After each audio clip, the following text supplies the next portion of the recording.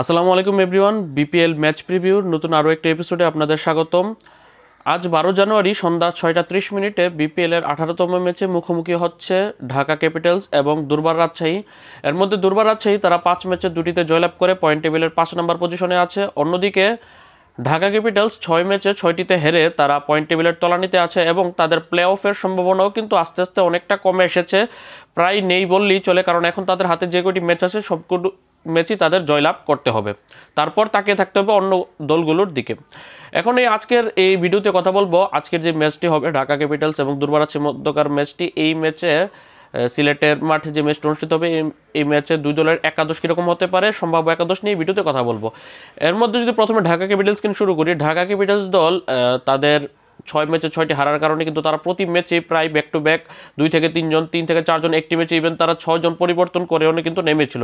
তাই তাদের একাদশ প্রেডিক্ট করাটা এখন অনেক বেশি কষ্টসাধ্য হয়ে গিয়েছে, কারণ তারা এখন বারবার ম্যাচ হারার কারণে তারা কিন্তু ডেসপারেট হয়ে কিন্তু তারা প্রতিনিয়ত একাদশ পরিবর্তন করছে। এর মধ্যে গত ম্যাচে তাদের যদি একাদশ দেখি, একাদশে তারা খেলিয়েছিল লিটন দাস, তানজিদ তামিম, মুনিম শাহরিয়ার, সাব্বির রহমান, থিসারা পেরেরা, রিয়াজ হাসান, মুসাদ্দিক হোসেন, শুভম রঞ্জনে, ফারমানুল্লাহ সাফি, আবু জয়েদ রাহি এবং মুস্তাফিজুর রহমান। এর মধ্যে প্রথমে এই একাদশের মধ্যে পরিবর্তন হওয়ার সম্ভাবনা আমার চোখে আমি দেখছি কমপক্ষে 1 থেকে সর্বোচ্চ 2 জন, এর বেশি তারা পরিবর্তন করবে বলে আমার মনে হচ্ছে না। এর মধ্যে পরিবর্তন শুধুমাত্র একজন হওয়ার সম্ভাবনাও রয়েছে। সেটা কিভাবে? ওপেনিং করেছে লিটন দাস গত ম্যাচে, প্রথম 4 ম্যাচে সে ফ্লপ থাকার পর কিন্তু পঞ্চম ম্যাচে তাকে ড্রপ করা হয়, তারপর 6 নম্বর ম্যাচে তাকে ব্যাক করলে সে 43 বলে 73 রানের একটি দুর্দান্ত ইনিংস খেলে, সে তো একাদশে থাকছেই আজকের ম্যাচে।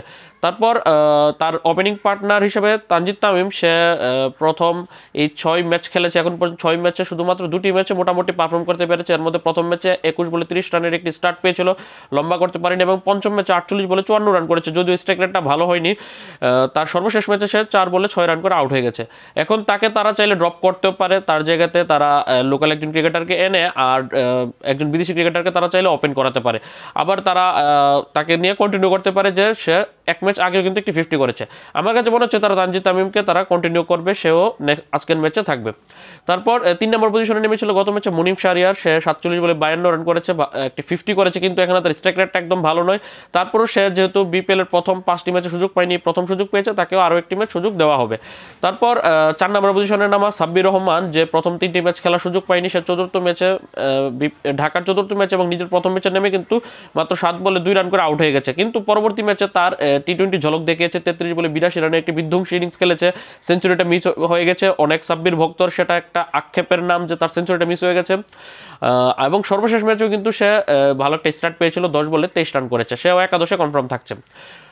5 নম্বরে নামা তাদের অধিনায়ক থিসারা পেরেরা, সে এখন পর্যন্ত 6টি ম্যাচ খেলেছে, 6 ম্যাচের মধ্যে একটি সেঞ্চুরি আছে, তার 60 বলে 103 রান করেছিল, তার বিপিএল এর তৃতীয় ম্যাচটিতে সে করেছিল। তারপর কিন্তু চতুর্থ এবং পঞ্চম ম্যাচে সে পারফর্ম করতে পারেনি, এমনকি গত ম্যাচে খুব একটা ভালো রান করতে পারেনি, 9 বলে 18 করে আউট হয়ে গেছে, এবং বল হাতেও কিন্তু এই 6 ম্যাচ খেলে মাত্র 5 ওভার বল করেছে। তারপরে অধিনায়ক যদি তাকে রাখা হয় সেক্ষেত্রে সে তো একাদশে থাকছেই। এবং আরেকটি কথা হচ্ছে থিসারা পেরেরার অধিনায়কত্ব নিয়েও কিন্তু এখন প্রশ্ন উঠছে, কারণ সে 6 ম্যাচ খেলে নেতৃত্ব দিয়ে দলকে একটি ম্যাচ জেতাতে পারেনি, সেক্ষেত্রে কিন্তু তার উপরে কিন্তু কিছু চাপ অবশ্যই রয়েছে। এখন দেখা যাক থিসারা পেরেরাকে তারা ক্যাপ্টেন হিসেবে কন্টিনিউ করে কিনা, তবে একাদশে সে থাকছে এটা শিওর। তারপর 6 নম্বর পজিশনে তারা নামিয়েছিল আফগান ওপেনার রিয়াজ হাসানকে, যে মূলত টপ অর্ডারে ওপেনিং এবং 3 নম্বর পজিশনে খেলে থাকে। এখন তাকে কেন 6 নম্বর পজিশনে খেলানো হচ্ছে সেটাই আমার বোধগম্য হচ্ছে না। অনেকে এটাকে রেসক্রাইব করবে এভাবে যে তাদের 3 জন লোকাল ওপেনার ছিল, তানজিদ তামিম, মুনিম শাহরিয়ার এবং লিটন দাস, যার কারণে তাকে নিচে নামানো হয়েছে। কিন্তু মানলাম 4 নম্বর সাব্বির রহমান খেলানো হয়েছে, 5 নম্বরে তারা চাইলে রিয়াজ হাসানকে তারা খেলাতে পারতো। এখন নেক্সট ম্যাচে আমি আশা করব যে তাকে যাতে টপ অর্ডারে খেলানো হয়। তারপর সে একাদশে থাকবে এটা কনফার্ম। 7, 8 এবং 9 নম্বর পজিশনে খেলেছে 3 জন অলরাউন্ডার, তারা হচ্ছে মুসাদ্দেক, ফারমানুল্লাহ সাফি এবং শুভম রঞ্জন। এর মধ্যে মুসাদ্দেকের কথা বলে, সে গত ম্যাচে ভালো ব্যাটিং করতে পারেনি, 3 ম্যাচ খেলেছে, 3 ম্যাচের মধ্যে 2টি ইনিংসে ব্যাট করে মাত্র 19 রান করেছে, এবং বল হাতে 3 ম্যাচে 3টি উইকেট শিকার করেছে, ইকোনমিক্যাল একদমও হতে পারেনি। তারপরেও তারা মুসাদ্দেক হোসেনকে কন্টিনিউ করবে আজকের এই ম্যাচে। তারপর এই যে 2 জন বিদেশি ক্রিকেটার রয়েছে, 2 জন pace bowling allrounder, mini allrounder বলা যায় তাদেরকে, শুভম রঞ্জনে এবং ফারমানুল্লাহ সাফি, এই 2 জনের মধ্যে যে কোনো একজন আজকের একাদশ থেকে বাদ পড়তে পারে এবং তাদের জায়গাতে আসতে পারে ওয়েস্ট ইন্ডিজের 32 বছর বয়সী পেসার রনসফোর্ড বিটন। আমি গতকালকে একটি ভিডিওতে বলেছিলাম যে তারা একজন বিদেশি ওয়েস্ট ইন্ডিজের ক্রিকেটারকে তারা দলে ভিড়িয়েছে, যদিও খুব বড় একটা নাম না এবং ওই ধরনের ভালো ওই মাপের ক্রিকেটার না, তারপরেও তাদের যেহেতু বোলিং সংকট টিম, যার কারণে একজন জেনুইন বোলারকে তারা দলে একাদশে খেলাতে চাইবে, সেক্ষেত্রে দুজনে যে কোনো একজন পরিবর্তন হবে। এর মধ্যে বাদ পড়ার সম্ভাবনা বেশি শুভম রাঞ্জানের। সে গত ম্যাচেও বল হাতে ভালো করতে পারেনি, 4 ওভারে 47 রান দিয়েছে, 2 উইকেট শিকার করেছে। অন্যদিকে ফারমানুল্লাহ সাফির কথা বললে সে গত ম্যাচে 4 ওভার 37 রান দিয়ে 2 উইকেট শিকার করেছে। এই দুজন থেকে বাদ পড়লে শুভম রঞ্জন বাদ পড়তে পারে, তার জায়গাতে তারা রনসফোর্ড বিটনকে খেলাতে পারে। আর বাকি যে তাদের যে জেনুইন দুজন বোলার রয়েছে অর্থাৎ মুস্তাফিজুর রহমান এবং আবু জায়েদ রাহি, এর মধ্যে মুস্তাফিজুর রহমান 6 ম্যাচে 6টি উইকেট শিকার করেছে, সে তো একাদশে থাকছে, কিন্তু এখন পর্যন্ত সে up to the mark perform করতে পারেনি। অন্যদিকে আবু জায়েদ রাহি সে গত ম্যাচে 3 ওভার 39 রান খরচ করে মাত্র 1টি উইকেট শিকার করেছে। এর আগেও একটি ম্যাচে 4 ওভার 49 রান দিয়ে 1টি উইকেট শিকার করেছে। আবু জায়েদ রাহি খুব সম্ভবত আজকের ম্যাচে বাদ পড়তে যাচ্ছে। তার জায়গাতে আমি ব্যক্তিগতভাবে চাইবো তারা বাহাতি পেসার মেহেদী হাসান রানাকে যাতে একাদশে খেলায়। 6টি ম্যাচ চলে গেল, তাকে তারা এখনো একাদশে নেয়নি। আমার কাছে মনে হচ্ছে আজকে আবু জায়েদ রাহির পরিবর্তে একাদশে দেখা যেতে পারে মেহেদী হাসান রানাকে। অন্যদিকে আমি শুভম রঞ্জনের জায়গাতে আমি দেখছি রনসফোর্ড বিটনকে। এই দুটি পরিবর্তনই হতে পারে ঢাকা ক্যাপিটালসের একাদশে। তারপর আমরা যদি চলে যাই দুর্বারাচ্ছের একাদশে, দুর্বারাচ্ছে গত ম্যাচের একাদশটা ছিল এরকম: ওপেনিংয়ে মোহাম্মদ হারিস এবং জিশান আলম এবং বাকি ক্রিকেটাররা হচ্ছে এনামুল হক, ইয়াসির আলী, এস এম মেহরাব, রায়ান বাল, আকবর আলী, সোহাগ গাজী, তাসকিন আহমেদ, শফিউল ইসলাম এবং মৃত্যুঞ্জয় চৌধুরী। এর মধ্যে এই দলের একাদশটা পরিবর্তনের সম্ভাবনা সবচেয়ে হলে বেশি 1 থেকে 2টি। এখানেও সেম, তারা সর্বশেষ ম্যাচটি তারা খুলনা টাইগার্সের বিপক্ষে 28 রানে জয়লাভ করেছে এবং 5 ম্যাচে 2টিতে জয়লাভ করেছে এবং সর্বশেষ ম্যাচে জয়লাভ করাতে কিন্তু তাদের মোটামুটি একটা ব্যালেন্স এসেছে। রাজশাহী ম্যানেজমেন্ট থেকে বলা হলেও যে তারা 2-3 জন বিদেশি ক্রিকেটারকে তাদের দলে ভিড়েছে, এখন পর্যন্ত সেটির আপডেট পাওয়া যায়নি। তাই যেই 3 জন বিদেশি ক্রিকেটার আছে অর্থাৎ রায়ান বাল, তারপর মোহাম্মদ হারিস এবং লাহিরুল সামারকুন, এই 3 জন থেকে 2 জন ক্রিকেটার একাদশে থাকবে। এর মধ্যে রায়ান বাল এবং মোহাম্মদ হারিসে থাকছে, লাহিরুল সামারকুনকে তারা একাদশে আনবে বলে মনে হচ্ছে না। এখন সর্বশেষ ম্যাচের একাদশ থেকে দেখলে ওপেনিংয়ে নামা মোহাম্মদ হারিস 5 ম্যাচ খেলেছে, 5 ম্যাচ এখন পর্যন্ত একটি 50 নক খেলতে পারেনি, এমনকি তার ইনিংস এখন পর্যন্ত কোনো 40 ঊর্ধ্ব ইনিংসও খেলতে পারেনি। এখন যদি এই দলের মধ্যে ভালো কিছু বিদেশি ক্রিকেটার থাকতো, বিদেশি ব্যাটসম্যান থাকতো, মোহাম্মদ হারিস অনেক আগেই বাদ পড়তো, কিন্তু যেহেতু ভালো ক্রিকেটার নেই যার কারণে হারিসও আজকের ম্যাচে একাদশে টিকে যাচ্ছে। তার সাথে নন স্ট্রাইক প্রান্তে ওপেন করেছে জিশান আলম, সে সর্বশেষ 2 ম্যাচে করেছে 38 এবং 23 রান, সর্বশেষ ম্যাচে 22 বলে 23 করেছে, কিন্তু বল হাতে 2টি ম্যাচে ভালো বোলিং করেছে, 4 ওভারে 25 একটা এবং সর্বশেষ ম্যাচে 4 ওভার 18 রান দিয়ে 1টি উইকেট শিকার করেছে।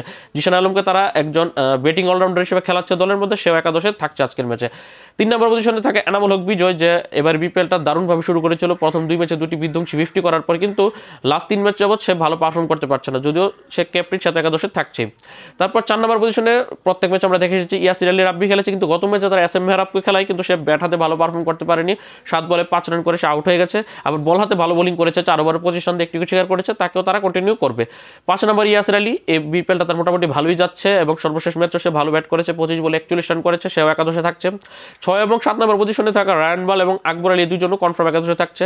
এর মধ্যে রায়ান বাল গত ম্যাচে কিন্তু 29 বলে 48 রান করে অপরাজিত ছিল, পাশাপাশি বল হাতে 2 ওভার 13 রান দিয়ে 2টি উইকেট শিকার করেছে, ম্যান অফ দ্য ম্যাচ হয়েছে, সেও একাদশে থাকবে। তার সাথে থাকা wicket keeper batsman Akbar Ali, 7 নম্বরের নাম আকবর আলী, কিন্তু গত ম্যাচে 9 বলে 21 রান করে অপরাজিত ছিল, সে একাদশে থাকবে। তার মানে এখানে ব্যাটিং ডিপার্টমেন্টে কোনো পরিবর্তন হচ্ছে না।